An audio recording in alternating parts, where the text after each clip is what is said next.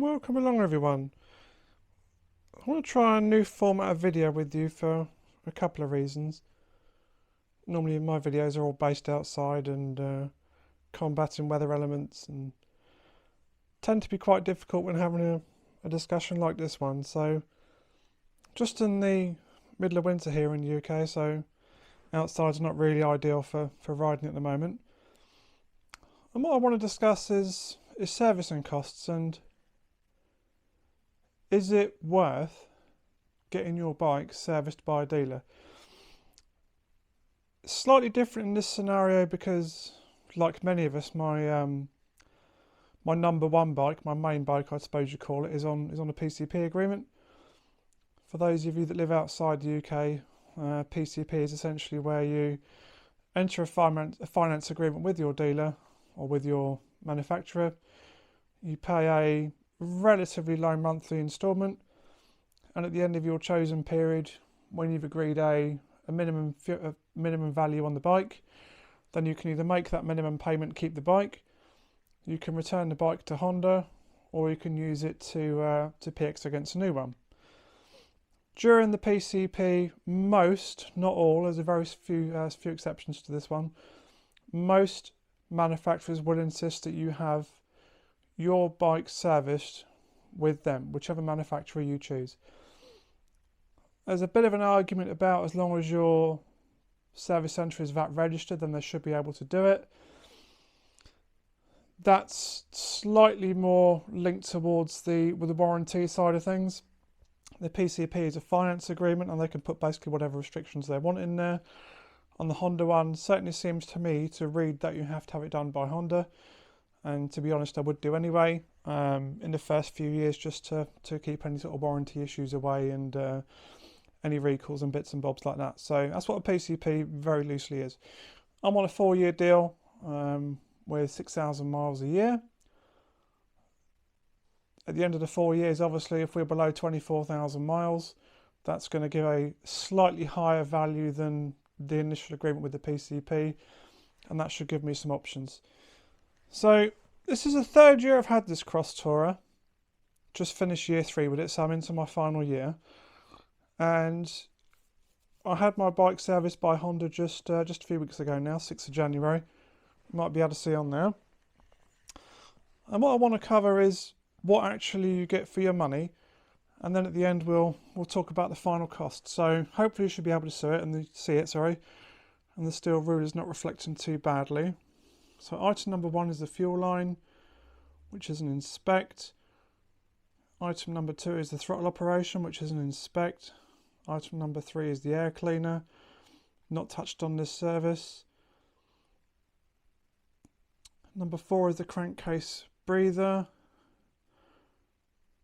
which is a check. I is inspect and C is check or clean.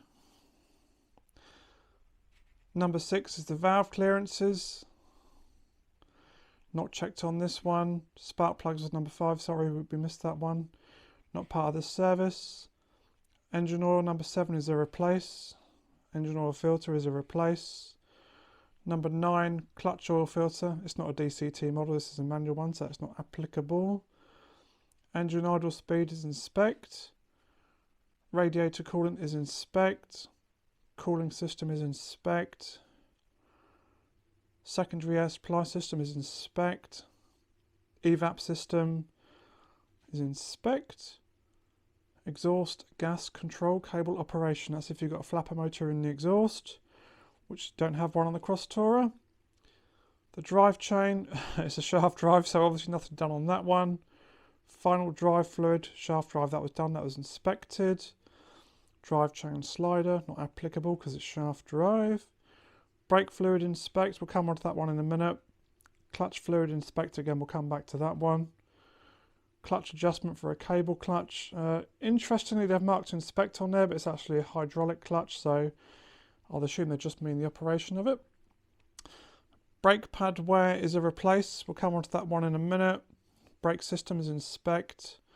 Spoke tension. That's a really key one actually, because there is some reports of the spokes on cross tourer wheels coming loose. I've certainly got no experience of that. I'm in contact with a couple of other cross tourer owners. They've never had any issues with that either, so that could be a bit of an urban myth with that one. Brake light switch operation, inspect. Parking brake operation for the DCT, mine's a manual, so it doesn't really apply. Headlight aim is inspect. Lights and indicator operations, inspect again. Side stand switch operations, inspect. Steering head bearings is inspect. Suspension operation is inspect. Item number 32 is tyre pressures. This is in bar. Bang on. Tyre tread depth. Just there. You can see they've checked them. They're pretty much brand new tyres. And they do the outstanding recall check, which is, you can see the last one there. They've just checked that nothing's actually due, which is great. And then page 2 of the service report, we'll just put that down there. And this goes to show the ECM has been reset and the clear command's been put through it. You'll see there the mileage is 13,316. The reason why it says 2018 is because the model was never changed after that. Even though mine's a 2020 model, it's exactly the same as the 18. So when you're ordering bits for your cross tourer, just be aware that the 2018 is the final version, so there'll be no changes after that. And this comes back to one of my earlier videos, which caused a lot of controversy and a lot of discussion about the ECM reset. This, I'd rather it wasn't done, to be honest with you, because now I've picked it up from the service, the throttle does seem more jerky than it was before. I did report back at my year 2 service that the throttle now was as good as any fuel injected bike I've ever used. Now it's been reset, and this is a bit of paper that says it was done, it's back to being what it was originally, if that makes sense. So slightly more jerky than I remember. I'm hoping that over time the ECM will relearn. I don't know if the ECM's that advanced in these. It seems to learn over time, so I'm going to see how that goes on that one, and hopefully it comes back to its new old self, if that makes sense, since the year 2 reset. So I'm slightly disappointed that that's gone back to being a bit jerky. Hopefully it will clear. And then this is the DTC report. And this is for the fuel injection. Again, as you can see there, no DTC was found. PGM-FI model there, 2018, which is good news. So no immediate faults found. And this is the quick doctor report, and I've not seen one of these from my other Honda dealer, which has just raised a couple of questions there. And what it seems to be is essentially a readout of what the bike or the ECM is actually recording. I thought it was quite interesting. To the engine speed, it gives you a min and a max there, look, so you can see what the value should be. It gives the value and what unit's being measured. So the engine oil is at 1183, well within spec. TCP sensor for the PGM-FI, it should be 0, and it's between 0 and 4, so that's fine. TCP sensor 2, which is the angle sensor, between 0 and 4 is 0 again, which is on the main stand, so that's fine. TP sensor 1, between 0 and 4, it's on 1 degree, so obviously the bike was slightly over at that point. Sensor 2 again, 1 degree as you can see. Temperature sensor was showing 83 degrees at nominal running, and it should be between 80 and 100, so well within spec. And bear in mind it was a warm engine because I've just ridden to Bournemouth from Southampton. This is the map sensor, which is manifold pressure, I think it is. Manifold actual pressure. 65, and it should be between 20 and 110, so bang on with that. O2 sensor voltage should be between 0 and 1.4, it's on 0.39, very low, but it's within spec. O2 sensor B, again 0.39, exactly the same. Battery 14.5 should be between 12 and 15, so that's bang on, it's a brand new battery to be honest. The injectors, there we go, should be between 0.8 and 3. It's on 2.1, so flowing a good amount of fuel there. The advance should be between 6.4 and 10.4, and it's 8 degrees, so bang on again. Fuel pump control is on, which is good because it doesn't do much without a fuel pump. And the pair control solenoid valve is showing as off. As you can see, pretty Honda. Bear in mind it's 13,136 miles, as it says just here. Everything is exactly as you'd expect to see. Now, I don't know if you get that from a non-franchise dealer. I'm not sure what equipment they've got access to. I've not seen one before. I think it's quite interesting, particularly if you're a massive nerd like me. So it just shows you the PGM version there, and just shows everything very typically Honda is exactly as it should be, which is reassuring if nothing else. Now, this is the actual bits that were done during the service, and the reason why there's two parts to this I'll come on in a minute. So there's a registration number of the vehicle. It's no big secret, you can get that from my videos anyway, nothing to hide there. It's the colour codes. Now Honda do fixed price servicing. Depending on the size of the bike, the servicing is fixed, so the actual service itself is a fixed cost, but anything you need over and above that is an additional cost. So what you'll see here is a cartridge oil filter,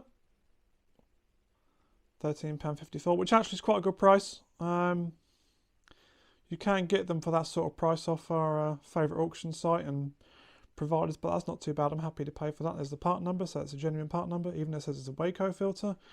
No idea what that is. Engine oil, there you go, 3.5 litres, £8.20. Given total £27.06, not too bad. 12mm sump washer, 85p, yeah, fine. Annual service, which is the labour cost, 116.88.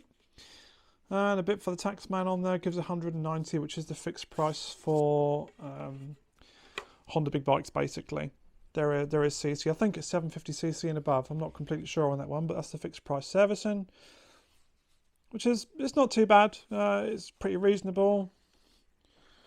And you'll see bits of tape on this paper, just covered up my specifics, so you won't be able to see everything there exactly.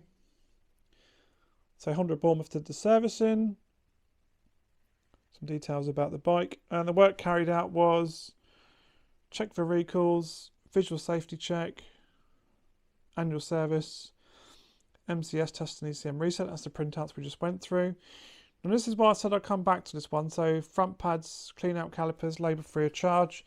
Yeah, so the front pads lasted 13,100, which is average, neither good nor bad. I'm not massively heavy on the brakes, although the bike is. What I mean by that is the bike is very heavy. It's 300 kilos, near as damn it. Plus me on top, another 100 kilos, including my riding gear helmets and everything, so that makes it 400. Plus, more often than not, a passenger, so say 75 kilos, so 475 kilos. Plus all the bits and bobs in the panniers and stuff. It's not unusual for it to run 500 kilos. So she's a heavy bike, and that is why it's gone through the brake pads more than my use. So 13,000, yeah, okay. Not bad, not good. Pretty much what I expected, really. But what you can see is the price is actually quite good. So parts and materials used: drain washer, Silcoline Super 4 1030. Again, Silcoline's a quality brand, made by Fuchs now, I believe, so no big problems with that one. 3.5 litres. Oil filter, and the pad sets themselves. So the right pad's 4104, and the left pad's 44.99. So a couple of quid difference there, really.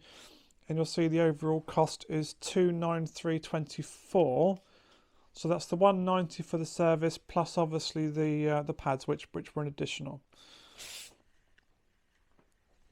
And then that is the breakdown of the overall cost just there. So 293.24. And that's what you get for your yearly service. Now, to be honest, I think that's pretty good. So 293, whatever it was, and a few pennies. Bear in mind, 100 quid of that was brake pads. They don't charge for labour of cleaning the calipers out, nor should they, to be honest with you, because it's part of the same job. And I don't think that's too bad. It's a big bike, it's complicated, it's a Honda dealer, everything done to spec. You see all the reports out there, and I'm fairly comfortable with that price. If I keep the bike, will I continue to get it dealer serviced? Possibly. The next service is the big one. That's the valve check, which is for intensive purposes £1,000. So if I do keep the bike, obviously that's a topic for thought. I've touched base with several ex-Honda mechanics that I know. One has got his own bike shop now very successfully and is very highly regarded. And he says there is no need to check the valves at 16,000. If one or two need doing, then the amount of money you're spending to do a very tiny adjustment, generally speaking, isn't worth it. And he recommends you skip the first one and do it at 32. So that would be on my radar if I kept it. I appreciate that affects the value of the bike, but when it's 3 years old, you're talking, sort of most of the depreciation is done. So let me know your thoughts on this, guys. I wanted to have a sort of tabletop discussion rather than me reviewing anything. What are your thoughts on dealer servicing? What are your thoughts on the costs? Is it worth skipping a valve check if you intend to keep the bike? Should you PX in at the end of your PCP deal? Bear in mind all the dealer servicing's done, so you should get maximum value. Put your comments below. I just want to see and get your thoughts on this. I've got my own. I do have some plans at the end of the PCP with this one. And one of the things I'm thinking about doing is buying the Cross Tourer, or finishing that PCP deal, so to speak, and then starting a new one, or a number of options on the table. Let me know your experiences. Let me know your thoughts of dealers. Let me know of anything that's gone wrong. Let me know of anything that's gone well. Honda of Bournemouth, no way association with them at all, other than the fact I use them as a customer. 9 out of 10 for sort of overall rating for me. Very helpful, very friendly. They provided a courtesy bike. The only reason why I've docked one is that I would have liked a more comparable bike to the Cross Tourer to be made available, but apparently they've only got a very small fleet there, so I'm slightly disappointed with the loan bike offered, of which there's a little review somewhere, the little Rebel. Okay guys, I've done my bit of talking. I'm getting bored of my voice. Now over to you. Drop your thoughts and experiences in the comments, and we'll have a discussion about it. Thanks everyone.